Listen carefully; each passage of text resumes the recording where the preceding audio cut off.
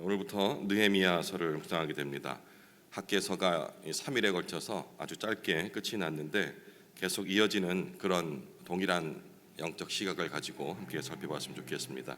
느헤미야 1장 전체의 말씀이 되겠습니다. 1절부터 11절까지 저와 여러분이 함께 교독하겠습니다. 하가랴의 아들 느헤미야의 말이라. 아닥사스다 왕 제20년 기슬르월에 내가 수산궁에 있는데 내 형제들 가운데 하나인 하나니가 두어 사람과 함께 유다에서 내게 이르렀기로 내가 그 사로잡힘을 면하고 남아있는 유다와 예루살렘 사람들의 형편을 물은즉 그들이 내게 이르되 사로잡힘을 면하고 남아있는 자들이 그 지방 거기에서 큰 환난을 당하고 능욕을 받으며 예루살렘 성은 허물어지고 성문들은 불탔다 하는지라. 내가 이 말을 듣고 앉아서 울고 수일 동안 슬퍼하며 하늘의 하나님 앞에 금식하며 기도하여 이르되 하늘의 하나님 여호와 크고 두려우신 하나님이여 주를 사랑하고 주의 계명을 지키는 자에게 언약을 지키시며 긍휼을 베푸시는 주여 간구하나이다.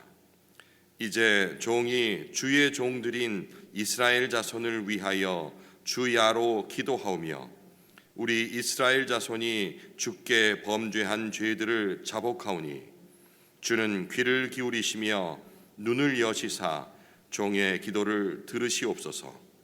나와 내 아버지의 집이 범죄하여 주를 향하여 크게 악을 행하여 주께서 주의 종 모세에게 명령하신 계명과 율례와 규례를 지키지 아니하였나이다.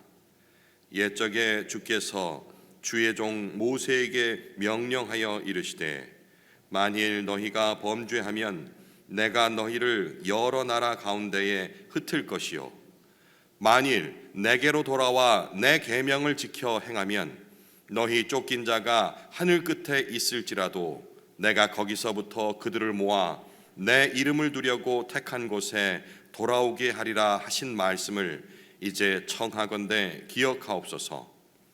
이들은 주께서 일찍이 큰 권능과 강한 손으로 구속하신 주의 종들이요 주의 백성이니이다. 주여 구하오니 귀를 기울이사 종의 기도와 주의 이름을 경외하기를 기뻐하는 종들의 기도를 들으시고 오늘 종이 형통하여 이 사람 앞에서 은혜를 입게 하옵소서 하였나니 함께 읽겠습니다. 그때에 내가 왕의 술관원이 되었느니라. 어제도 우리 김동환 목사님 말씀을 통해서 들었듯이 에스라서와 느헤미야서는 애당초 지금 우리가 구약이라 부르는 이 성경, 유대인들의 성경에는 하나로 한 권으로 적힌 서신이었다고 책이었다고 합니다. 그러니까 저자는 에스라와 느헤미야 이 두 사람인 것 같은데 느헤미야서는 분명히 지금 1인칭 자기 관점으로 적어서 느헤미야서는 분명히 느헤미야가 적은 것 같다. 여기까지가 정설이라고 했는데 뭐 우리가 누가 이걸 적었느냐 이거는 우리 크게 중요하지는 않지 않습니까? 어차피 하나님의 감동으로 하나님의 말씀을 적은 것이기 때문에 느헤미야서는 느헤미야가 적구나 정도 이해를 하면 될 것 같습니다. 그것보다 더 주목해야 될 것은 이 느헤미야서가 기록될 당시의 상황들입니다. 특별히 새로운 상황이 아닙니다. 에스라서 때부터 봤던 역대기서부터 보았던 그 상황이 계속해서 지금 이어지고 있는데요. 바벨론으로 포로로 끌려갔던 이스라엘이 1차 스룹바벨을 통해서 1차 귀환을 하고 그들과 함께 성전을 재건하는 일을 진행을 해왔는데 여러 어려움들을 겪게 되죠. 어제 설명을 하면서 정확히 전 지리를 좀 약해서 그냥 사마리아 정도 그들을 방해했던 무리들이 사마리아 정도로 생각을 했는데 어제 지리를 그려놓고 이렇게 찍어보니까 사방으로 다 있더라고요. 그죠? 위로는 북쪽으로는 이스라엘이었고 그리고 남쪽 밑에는 아라비아라는 그런 민족이 있었어요. 그리고 오른쪽은 동쪽이죠. 암몬. 그리고 왼쪽은 서쪽 아스돗이라는 이방 민족들이 계속해서 성전 짓는 것을 방해를 했다고요. 기간도 엄청났던 것 같습니다. 처음에 잘 있다가 그 방해들로 인해서였을까요? 그건 아니었습니다. 그들의 방해 때문에 성전 재건을 완성하지 못했다라는 것은 표면적인 이유였을 뿐이고, 사실은 그들 정체성을 잃어버리고 있었기 때문에 이방인들과 이방 여인들과 통혼하고 하는 여러 가지 습관들, 이것을 버리지 못하였기 때문에 계속해서 더디 왔던 것이죠. 이 시각이 바른 시각일 것입니다. 믿음의 눈으로 바라보는 것이죠. 페르시아 제국의 통치 아래 예루살렘 공동체가 신앙적으로, 정치적으로, 사회적으로 재건을 그렇게도 노력하던 그 시기라는 것을 생각을 해 주시면 될 것 같습니다. 느헤미야가 술 맡은 관원, 우리 개역 성경에는 그냥 술 관원이라고 이렇게 적혀 있는데, 어제 설명을 드렸죠, 그렇죠? 술 관원이라는 게 그냥 왕의 곁에서 술 따라주는 그 정도의 직책이 아니었다. 우리나라로 치면은 그 왕 곁에 있는 내시, 우리 내시 그러면은 예 상감마마 뭐 이런 거 생각하는데, 사실은 내시가 힘이 엄청났다고 했잖아요.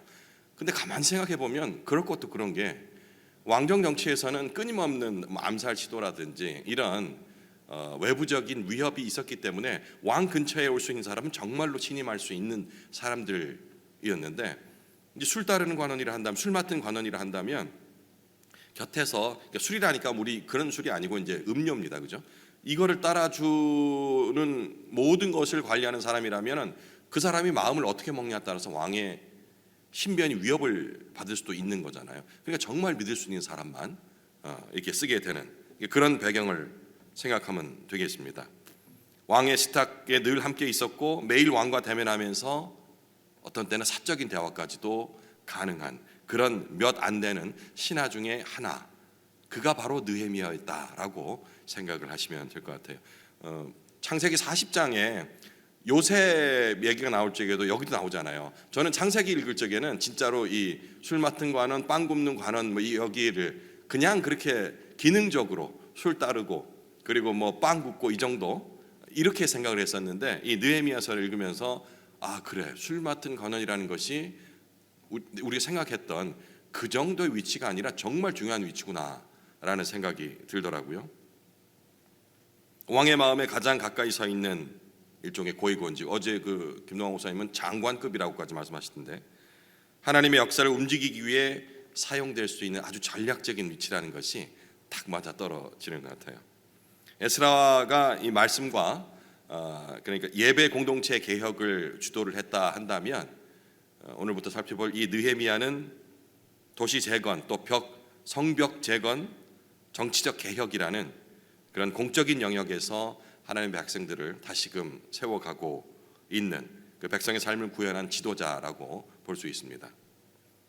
에스라와 느헤미야는 이 두 사람 다 포로기 이후에 언약 공동체의 정체성 회복이라는 그러는 하나님의 큰 그림을 수행하는 아주 막중한 임무를 맡았던 사람이라는 것이죠. 지금 읽어봤던 느헤미야서 1장은 하나님의 부르심이 느헤미야라는 개인으로부터, 개인의 마음에서 시작되는 방식, 그리고 하나님의 회복 방식이 현실을 외면하지 않고 그대로 직시하는 것에서부터 열린다는 사실을 살펴볼 수가 있습니다. 기도드리면서도 제가 잠깐 언급했는데, 겨울이 되니까 당연히 밤이 길어지는 것이 마땅한데도 이 어두우면 마음이 좀 그래요. 조금만 지나면 이제 또 빛이 올 텐데라는 생각이 있으면서도 뭔지 모를 이 어둠에 대한, 어둠이 심지어는 제 마음 상태가 안정적이지 못할 적에는 폐허 뭐 이런 거까지도 연상이 될 때가 있어요. 그런 경험도 해보시지 않습니까? 인생이 너무 암담할 적에는 그냥 단지 그 어둡다는 것 하나, 빛이 없어서 어둡다는 그 자체도 정말 힘들게 만드는 그런 순간들 있지 않습니까? 가정이 무너질 것 같고 해체가 될 것 같은 그런 아슬아슬한 가족 간의 관계들, 이 마음의 성벽이 무너진 그런 상태, 그 상태를 오늘 본문에 대입을 해보시면 훨씬 더 이해가 쉬울 것 같아요. 보통 그런 상황이 되면은 어떻습니까? 본능적으로 자꾸 피하려고 하잖아요. 외면하려고 그러고 그 상황들, 현실 상황들을 잊어버리려고 하고. 그런데 오늘 이 느헤미야는 현실을 직시합니다. 바로 그곳에서 하나님은 우리의 소명을 다시금 발견하게 하시는 것이죠.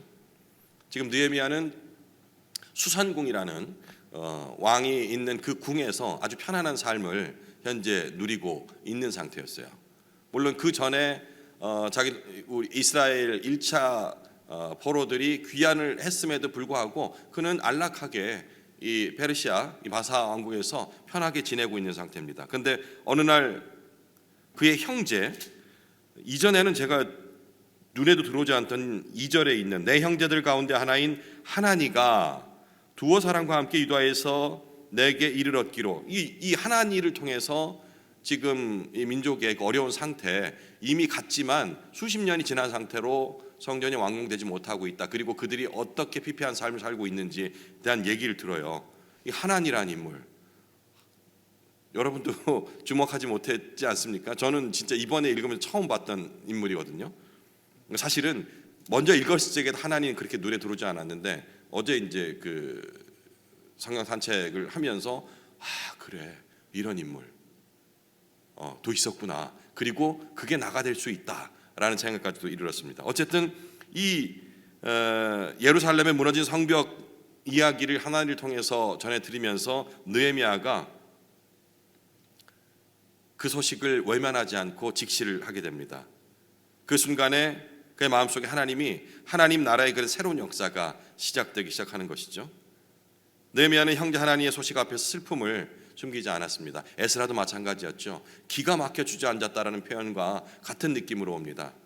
슬픔에 잠겨서 며칠을, 정치적 지위, 외적 안락함, 이런 것들이 그의 마음을 안정시키지 못했던 겁니다.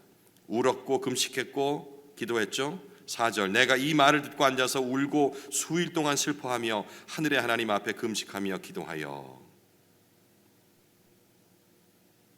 하나님의 사람은 이런 고통의 소식 앞에서 결코 무감각할 수 없다라는 사실을 압니다. 우리 이제 사랑방을 통해서 지체들의 어떤 그 어려운 소식들을 듣게 된 순장님들이 애타하는 모습과 같습니다.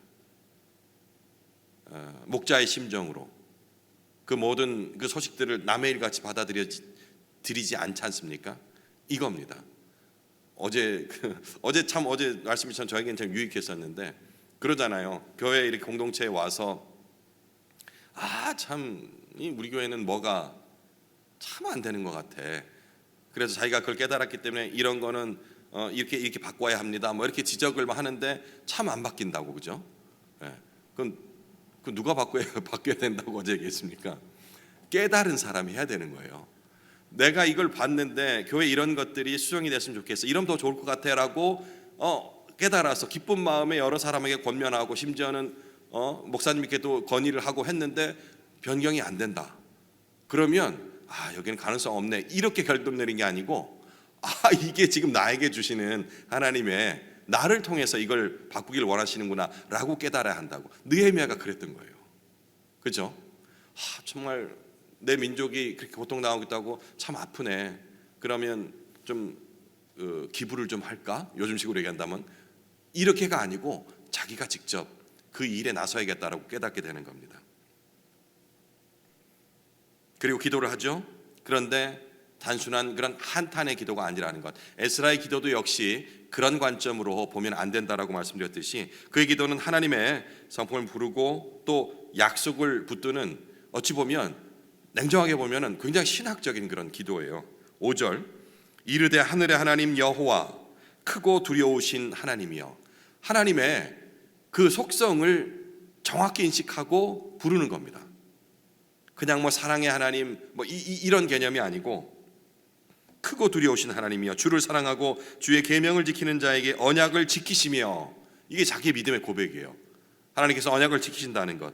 그리고 긍휼을 베푸시는 주여, 그 주님께 간구합니다 라고 시작하는 거죠. 하나님이 누구이신지 고백함으로 기도의 그 탄탄한 그런 초석을 낳는 겁니다. 우리가 기도드릴 적에 어떤 식으로 기도해야 되는지 이런 모형이 되기도 합니다. 갖은 미사여구를 넣어서 감성적인 이런 기도를 드리는 게 우리 마음을 울리는 것이 아니고, 그거는 사람을 듣게 하는 기도고요. 우리가 드리는 기도는 하나님이 들으셔야 되잖아요. 그러면 분명한 하나님의 속성과 그리고 하나님께서 어떤 분이신가를 고백을 해야 하는 겁니다. 그에 대한 인식이 없으면 하나님이 어떤 분이신지 모르는데 그 하나님께 뭔가 구한다는 게 웃기지 않습니까? 그 이후에 그 기도 내용은 공동체의 죄를 자기의 죄로 고백하는 그런 내용들이 나옵니다. 바른 리더의 모습이라고 어제도 얘기를 했는데요. 자기가 범하지 않은 죄까지도 하나님의 백성이라는 이유로 함께 짊어지는 모습이죠. 우리가 이게 누군가를 중보한다 했을 적에 어떤 그 걸림돌이 딱 생기냐면, 저 같은 경우에는 나 같은 게 무슨 남을 위해 중보한다고, 나도 바로 서지 못했는데 이런 생각들 할 때가 있거든요. 그런데 중보자는 스스로 흠이 없기 때문에 기도를 할 수 있는 것이 아니고 하나님의 백성이기 때문에, 그렇기 때문에 공동체를 위해서 공동체의 죄를 내가 함께 짊어지고 간다라는 그 마음이 있다면 충분히 중보자로서의 자격이 있는 것입니다. 8절, 옛적에 주께서 주의 종 모세에게 명령하여 이르시되 만일 너희가 범죄하면 내가 너희를 여러 나라 가운데서 흩을 것이요. 이렇게 해서 이제 9절까지 쭉 이어지죠. 하나님의 기억력을 지금 테스트하는 걸까요? 기억하시죠? 이렇게 했던 거 기억하시죠? 모세 시대부터 해서. 이게 아닙니다.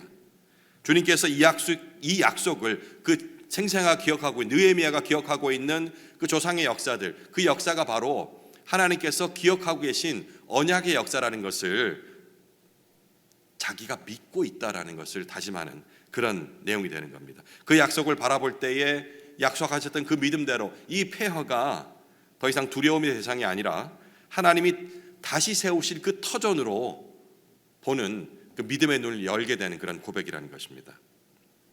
11절, 주여 구하오니 귀를 기울이사 종의 기도와 주의 이름을 경외하기를 기뻐하는 종들의 기도를 들으시고 오늘 종이 형통하여 이 사람 앞에서 은혜를 입게 하옵소서 하였나니 그때에 내가 왕의 술 관원이 되었느니라.